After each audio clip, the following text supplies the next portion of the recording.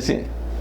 Bom dia, nós estamos aqui novamente para nós terminarmos a nossa trilogia, que nós começamos a falar sobre o que o nosso amigo Andrea Bocelli disse, os 3 pontos, seria a culpa, sem arrependimento e sem ingratidão, não é isso?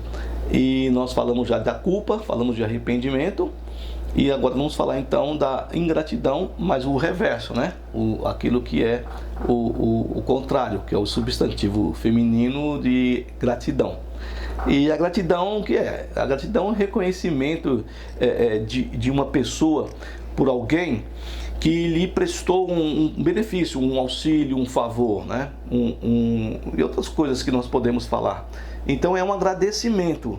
A etimologia da palavra, a origem da palavra gratidão, ela é do latim, e gratitudo, que seria essa questão de gratidão, de nós podemos ter a graça, né? É da gratia ou graça, que seria a graça que nós temos, dar graças por tudo que nós temos, que nós somos, que Deus fez, e aí vai adiante, vai caminhando com isso aí. Eu tenho um texto bíblico aqui em Lucas 17 que Jesus vai falar justamente sobre a gratidão de um personagem, esse reconhecimento desse indivíduo, dessa pessoa, aquilo que foi feito para com ele, por meio, no caso de Jesus. Jesus estava caminhando para Jerusalém, ele tinha que passar. Antes de Jerusalém, ele saía da Galileia, passava em Samaria e subia para Jerusalém. E ele estava numa aldeia, e ele estando naquela aldeia, saiu ao encontro de Jesus 10 leprosos, que ficaram de longe, diz o texto aqui no 17:3, ficaram de longe, esses 10 leprosos de Jesus. Por quê? Porque a lei, em Levíticos, ele está no caso capítulo 13, nos versos 45, que o leproso teria que ficar afastado e ele tinha que avisar as pessoas. Se ele estivesse caminhando e viesse alguém, ou estivesse perto de alguém, se fosse para a cidade, geralmente eles tinham até uma sineta para poder também avisar, e eles diriam imundo, né? Impuro, tinham que avisar para as pessoas se afastarem deles, né? E eles gritaram para Jesus, no verso 13 aqui, dizendo: Jesus, mestre, né, Rabi, compadece-te de nós, tem compaixão, tem misericórdia da nossa situação, né? Ou seja, eles queriam ser curados daquilo, né? Do afastamento social, da rejeição das pessoas, além de tudo, da sua lepra. E ao vê-los, disse-lhes Jesus: ide e mostrai-vos aos sacerdotes. Também a questão da lei, em que o sacerdote é que ele iria investigar tanto nas pessoas, as manchas, a lepra das pessoas, como também nas casas. Também tem o texto que fala que se tivesse lepra, seria uma mancha, seria um tipo de um mofo, né? E o sacerdote é que iria olhar e iria autorizar que a casa permanecesse ou que a casa fosse destruída. E também se a pessoa já estava limpa, pura, e ofereceria ali o seu sacrifício pela sua pureza, ou continuaria ainda a estar impura, imunda, leprosa, e continuaria então afastado do convívio da sociedade, dos seus familiares, de tudo, né? Então Jesus, ele fala para eles: olha, ide e mostrai-vos ao sacerdote. E aquele pessoal ouve aquela palavra de Jesus, e eles então se encaminham. Eu não sei se aqui não diz se eles estavam caminhando para o templo, para Jerusalém, ou se tinha algum levita, algum sacerdote na cidade ao qual eles iam se mostrar para poder ver se estavam curados, não é isso? E aconteceu que indo eles foram purificados. Então no caminhar deles, da palavra de Jesus, por caminhar até chegar no sacerdote, onde quer que eles estivessem, eles foram purificados, ou seja, eles foram curados, né? E eles perceberam isso. Não é isso? E aí o que acontece? Um dos 10, que aqui no caso no versículo 15, vendo que fora curado, ele volta para se encontrar com Jesus, para falar com Jesus, e ele volta, diz o texto, dando glória a Deus em voz alta. Não é isso? Ou seja, ele estava agradecido, ele estava cheio de gratidão por ter sido curado. Isso aí está só a cura, não só a cura só da lepra, mas de todos os dissabores dele, né? Não podia participar com a família, não podia estar com os seus familiares, não podia estar no meio da sociedade, não podia estar fazendo o que ele gostava de fazer, no caso. E ele vem dando glória a Deus, né? Em voz alta, gritando, e então ele se ajoelha, ele vem com o rosto em terra, né? Diante de Jesus, agradecendo-lhe E aí o texto continua dando um adendo aqui, e este era samaritano, esse era um estrangeiro, era de Samaria. Não se esquecendo, né, eu vou falar daqui a pouquinho, mas deixa eu completar aqui o texto aqui. Então Jesus lhe perguntou para ele, não era 10, né? Por que só um voltou? Onde estão os outros 9, né? Onde estão os 9? Que provavelmente poderia ser os judeus que estavam ali no meio, nesses 9 aí, judeus que foram embora, curados, não é isso? Não houve porventura quem voltasse para dar glória a Deus, senão esse estrangeiro? Quer dizer, então acho que era só ele que estava no meio, que era estrangeiro dos 10, e que ele voltou e deu glória a Deus, né? Então nós sabemos da grande diferença entre os judeus e os samaritanos, em que os judeus odiavam os samaritanos, e para eles o samaritano era que nem lixo, era porco, era inexistente, né? E Jesus então vai novamente contra todo o status quo estabelecido, no caso, dizendo que justamente um samaritano, aquele que era rejeitado pelos judeus, foi o único que voltou para dar glória a Deus, para ser agradecido a Deus pela sua cura e reconhecendo aquilo que Jesus fez por ele. E o interessante é que fecha esse bloco aqui sobre a gratidão, no versículo 11 até o 19, e disse: levanta-te e vai, a tua fé te salvou. Bom, eu não vou entrar em nada em contexto aqui dessa questão de salvou aqui, porque é interessante, porque ele manda eles para o sacerdote que eles seriam curados. Parece-me que há uma diferença entre ser curado e ser salvo. Quer dizer, os outros, os 9 que não voltaram, eles não receberam essa palavra que foi dita a esse estrangeiro samaritano, odiado pelos judeus, que é a questão, olha, a tua fé te salvou. E ele fala isso para várias pessoas, ao qual ele também fez milagres para curar. Né? Olha, a tua fé, nunca vi tanta fé em Israel, a tua fé te salvou, se você tiver fé você vai ser curado. E ele fala para esse samaritano a questão da salvação, mas a tua fé te salvou. Mas esse não é a questão hoje. A questão para nós hoje é justamente falar sobre a gratidão, né? Então a gratidão esse reconhecimento desse indivíduo, dessa pessoa, para alguém que lhe prestou um benefício, que lhe prestou um auxílio, um favor, que foi Jesus Cristo, e ele entendendo que Jesus foi usado por Deus, porque ele vem dando glória a Deus, agradecendo também a Deus. O Sêneca, o filósofo, no caso, ele nasceu em Córdoba, na Espanha. E você pode pesquisar e você vai achar várias frases de Shakespeare, Dalai Lama, Hermann Hesse, o Buda, e vários outros filósofos, Aristóteles e tudo, sobre a gratidão. O Sêneca, ele fala que a gratidão não é apenas, no caso, ele fala, a maior das virtudes. Existem várias virtudes, e nós sabemos que dentro das virtudes existe a gratidão. E ele diz que ela não é apenas a maior, mas ela é a mãe de todas as outras virtudes.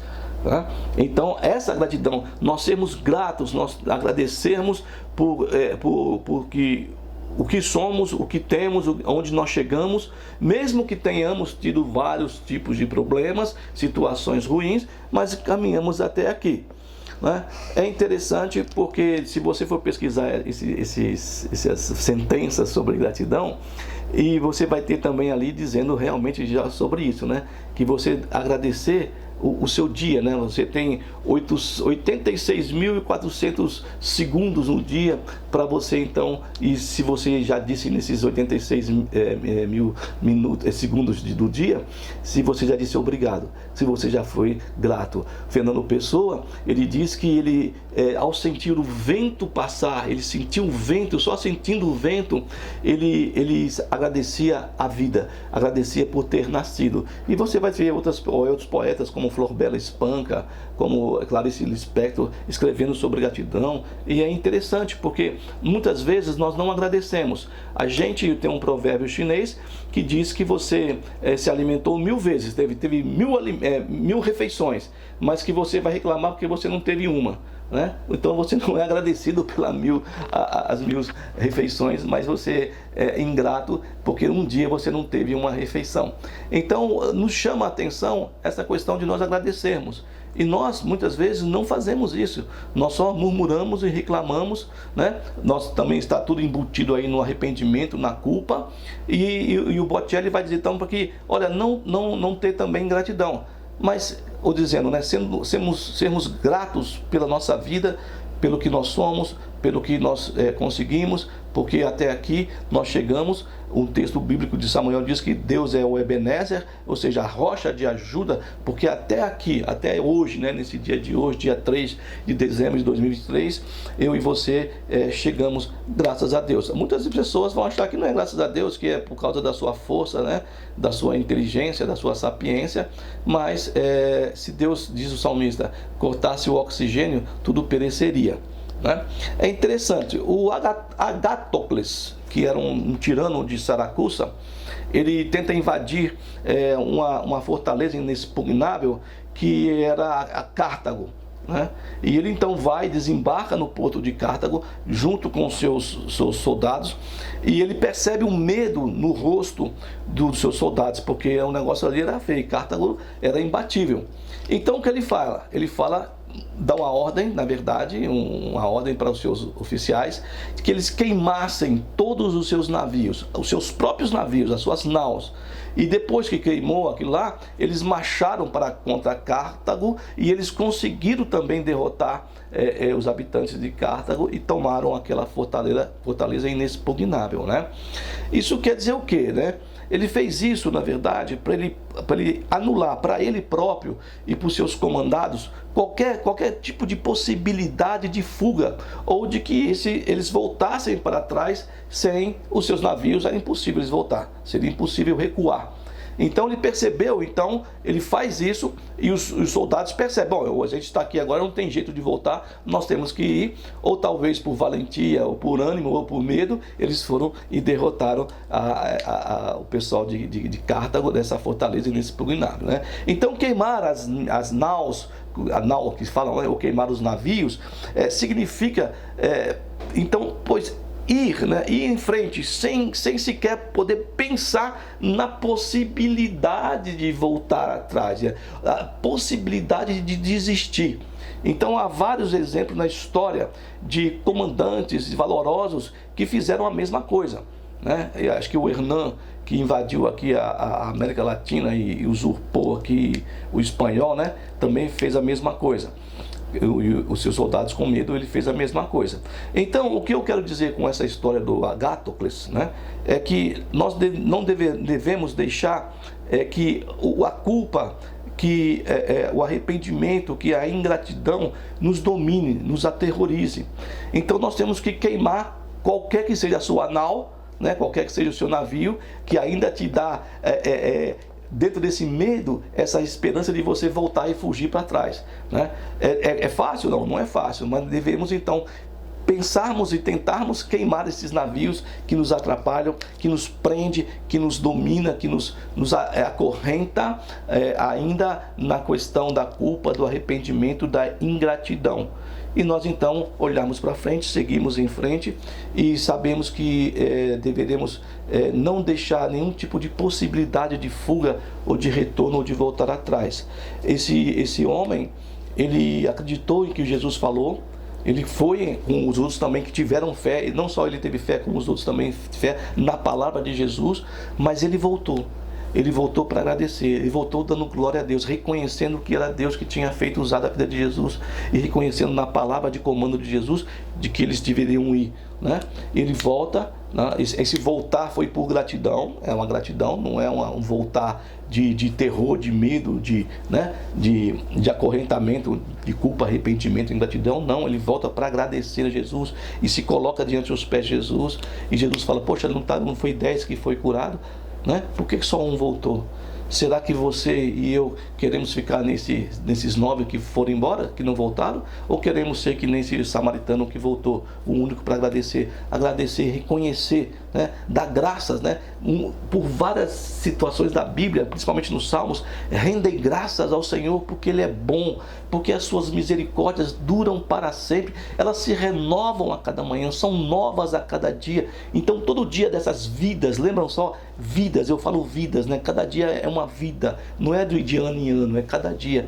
Nós então fazemos como esses samaritanos, né? Fazer como esse comandante ou os outros comandantes, quem quer que seja, que queimou as suas naus, que queimou os seus navios, não deixando-se ser destruído, ser engolido como um sorvedouro pela culpa, pelo arrependimento, pela ingratidão. Não, mas sermos grato a Ti. É só graça pelas misericórdias recebidas de Deus, pelo menos pelo oxigênio, né? Pelo menos, como diz o Fernando Pessoa, pelo vento. Quando nós sentimos o vento, eu dou graça, eu sinto gratidão por ter nascido pela vida, por ter, né, vindo a este mundo e poder aproveitar isso aqui. Então, queimar as naus do que nos prende, que nos destrói, que nos consome, mas também nós podemos voltar e agradecidos, com gratidão no coração, e ser esse samaritano, não fazer parte do grupo dos 9, tá bom? Deus abençoe o seu domingo, Deus abençoe a sua semana, e que seja abençoada a sua semana na sua casa, no seu lar.